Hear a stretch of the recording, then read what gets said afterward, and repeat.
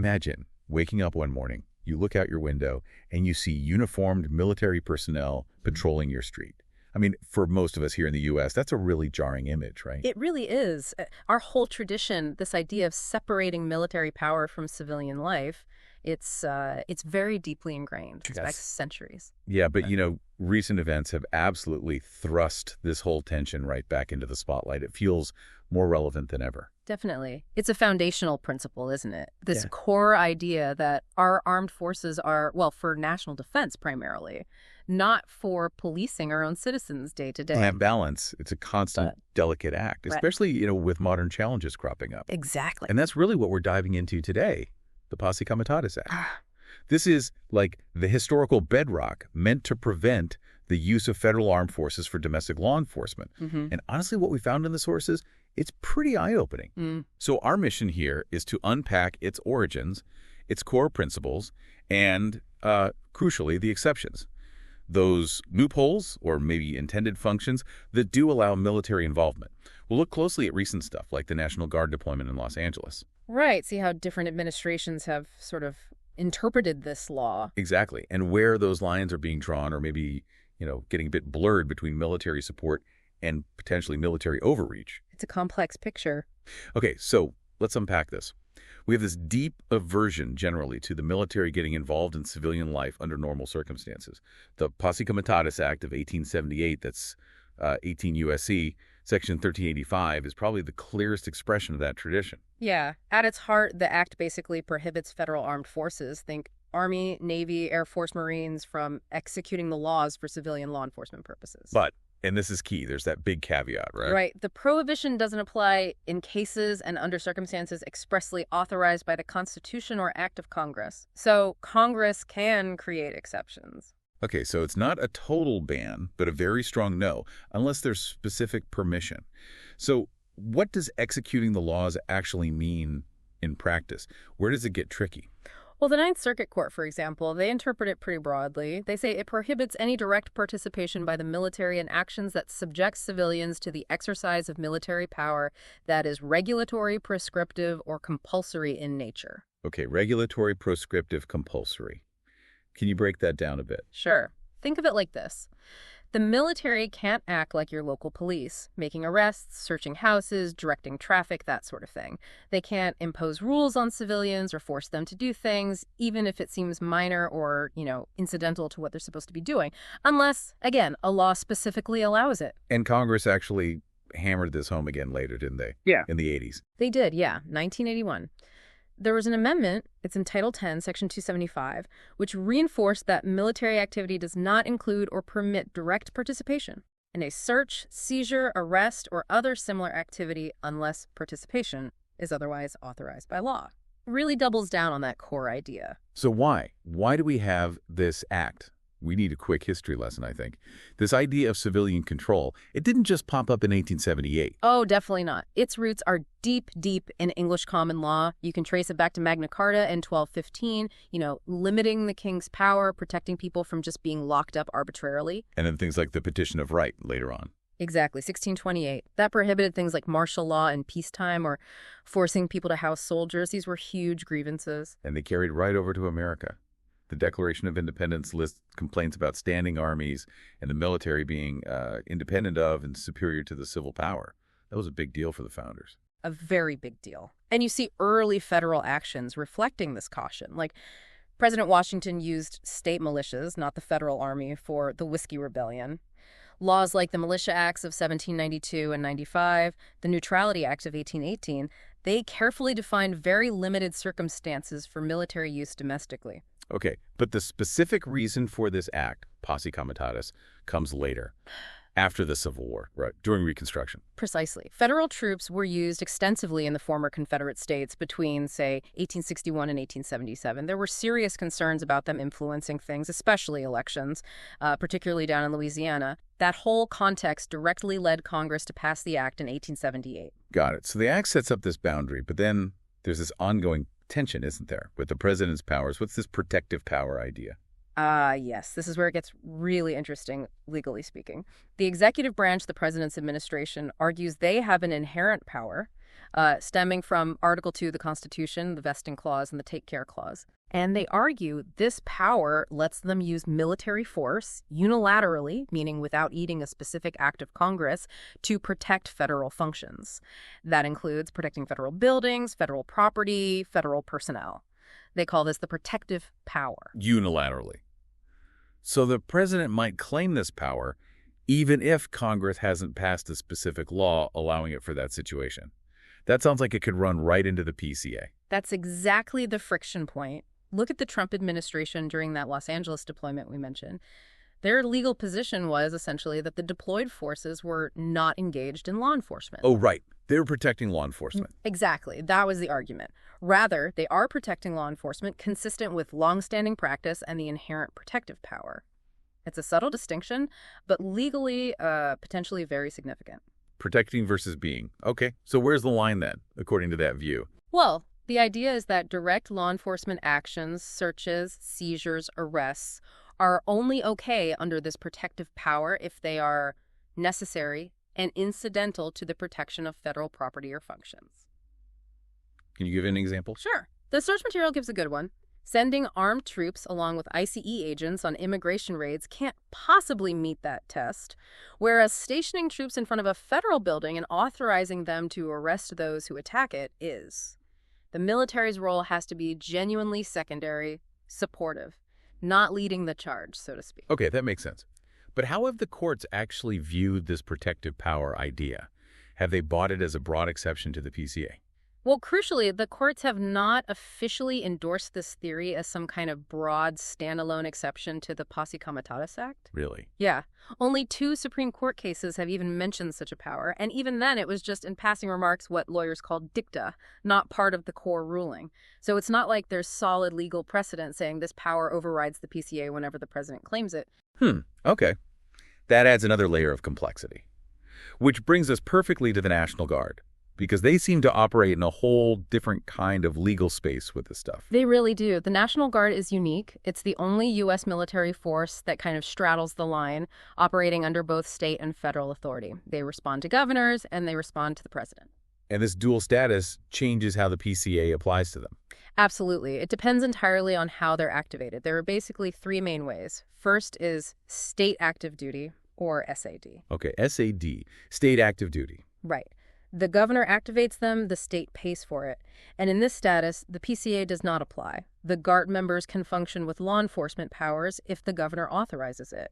Most states actually have laws allowing exactly that. Wow, okay, so a governor can essentially deputize their state's guard for law enforcement without worrying about the federal PCA law. That's significant. It is. Then there's Title 32 status. This is a bit more hybrid. The governor still orders the duty, but it needs approval from the president or the Secretary of Defense, and it's federally funded. And the PCA under Title 32. It generally does not apply here either, so they can still potentially exercise law enforcement functions, but command usually stays with the state, even though it's federally funded. Okay, so SAD and Title 32, generally no PCA issues. What's the third status, where PCA does bite? That's Title 10 active duty. This is when they're federalized. Yeah. The president activates them, and they fall under the president's direct command, just like the regular Army or Air Force. Ah, okay. In this status, Title 10, the Posse Comitatus Act does apply fully, unless, of course, a specific statutory exception is invoked, like the Insurrection Act, which is a whole other can of worms. Right. But generally, Title 10 means PCA rules are in effect. And importantly, that deployment to Los Angeles under the Trump administration, that was done under Title 10 authority. Okay, that context is critical. It really sets the stage for why that LA deployment became such a huge point of contention. President Trump federalized about 1,000 California National Guard troops. And he did it despite really strong objections from Governor Newsom and LA Mayor Karen Bass. Yeah, that was a big deal. It was reportedly the first time a state National Guard had been federalized without the governor's permission since way back in 1965 during the Civil Rights Movement marches. That's a massive precedent to set. And legal fights seem to hinge on the wording of a specific statute, Section 12406, something about orders going through the governors. Exactly. That language, shall be issued through the governors of the states, really suggested cooperation was intended, maybe even required. Initially, a federal district judge actually agreed and said Trump had violated the statute by not sending the orders through Governor Newsom. But that wasn't the final word, was it? No. The Ninth Circuit Court of Appeals overturned that decision. They basically said sending the orders just to the National Guard commander was good enough, and that Section 112.406 doesn't give governors a veto power over federalization. And what's more, the appeals court gave extremely deferential treatment to President Trump's reason for the deployment. His claim that he couldn't execute the law with regular forces. They accepted his determination, even though, according to the sources, there wasn't much evidence presented of, say, ICE raids actually being blocked. So the appeals court really leaned towards the executive's power in that case. Okay, but putting the federalization aside for a second, what about the activities on the ground? How did those square with the PCA, especially with the admin claiming they were just protecting law enforcement? Well, that's where it got really controversial. The administration stuck to the protecting law enforcement line, but reports from the ground painted a slightly different picture. Like what? Well, troops weren't just guarding federal buildings. Some reports said they actually accompanied ICE personnel on their raids of private establishments. Whoa. Accompanied them on raids. That's what was reported. And there were other incidents mentioned, like Marines apparently apprehending and briefly detaining a civilian or physically pushing back protesters near a federal building. If troops are going with ICE on raids or detaining people, I mean, how is that just protect? Doesn't that sound exactly like doing law enforcement? That was precisely the argument from critics. They said sending armed troops along with ICE agents on immigration raids can't possibly meet that test. It just entangles the military forces in the very act of law enforcement. Yeah. And remember, the administration had previously authorized things like temporary detentions and cursory searches by troops elsewhere, like at the border. Critics saw this as trying to find ways around the PCA because courts generally do consider detentions and searches to be, well, seizures and searches under the law. So the legal definition clashes with the administration's description. Did any courts look specifically at the PCA violation question there? Yes, U.S. District Judge Charles Breyer specifically asked for legal briefings on whether the federal deployment actions violated the Posse Comitatus Act in that instance. The question was definitely raised in the judiciary. Okay. So what were the broader arguments flying around about whether this deployment was even appropriate legally or politically? How did the Trump administration justify it?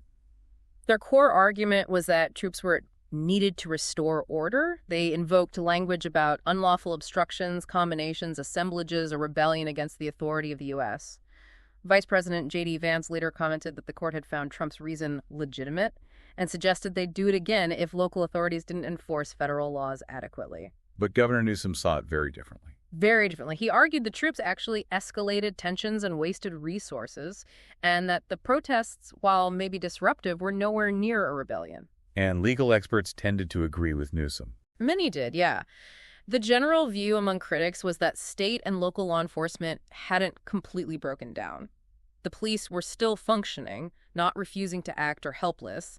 It wasn't like, say, Little Rock in 1957 when Arkansas police were actively resisting federal desegregation orders, making federal intervention necessary.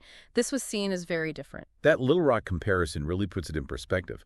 People were calling the LA deployment unprecedented, even a systematic breakdown of constitutional order. That's incredibly strong language. It is. It reflects deep concerns about setting a precedent where a president could potentially deploy the military domestically based on a fairly low threshold, maybe even bypass governors, and then potentially, threaten state officials who object. It touches on fundamental questions about the balance of power. Absolutely. So, taking a step back, how does this LA situation fit into historical patterns? And what are the actual consequences if the PCA is violated? Does anything happen? Well, historically, using the National Guard during civil unrest it's got a mixed track record. Sometimes it might help restore calm, but other times it has definitely intensified tensions, especially in communities protesting around civil rights or racial equality issues. You mentioned the civil rights era deployments like Little Rock or Selma in '65. Those were often about enforcing federal law against state resistance. Exactly. And even more recent deployments, like during the George Floyd protests in 2020, or after the Rodney King verdict in '92, where President George H.W. Bush did invoke the Insurrection Act, an actual PCA exception. They weren't without controversy or complex outcomes. Sometimes residents felt the guard helped, other times they were still more afraid of the police. Okay, so it's always complicated. But here's the really surprising thing you mentioned earlier. What actually happens if someone violates the PCA? It's a criminal statute on the books. Are people prosecuted? This is genuinely one of the most surprising takeaways from the source material. Despite being a criminal law, there has been but a handful of known prosecutions for PCA violations in its entire history, over 140 years. A handful. Seriously. Seriously.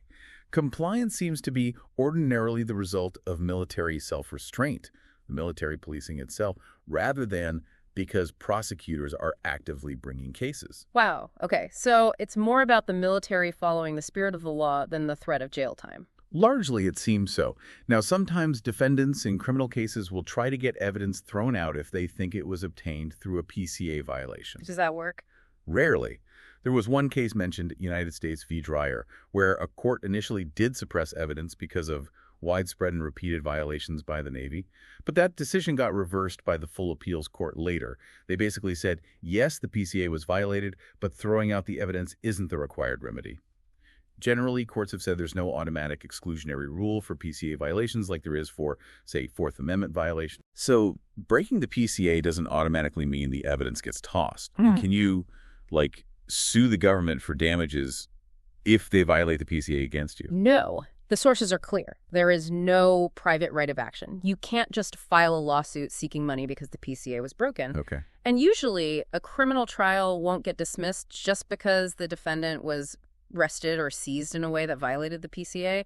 It's generally not seen as something that strips the court of its authority to hear the case. So, limited consequences for violations. But there's one more important exception or maybe clarification to the PCA we should touch on, the military purpose doctrine. Right. This is important. The PCA generally doesn't apply to military activities undertaken for a primary military purpose. Meaning things like maintaining order on a military base or investigating crimes committed by military personnel or securing military assets. If the military is doing something that serves a core military function, it's usually okay under the PCA, even if it happens to provide some incidental benefit to civilian law enforcement. So if the main goal is military, any help to civilian cops is just a side effect. That's the idea. The key is that the action itself isn't for civilian law enforcement. Its primary purpose is military. Okay, so wrapping this all up, we've journeyed through this really vital historical principle. Keep the military separate from civilian policing.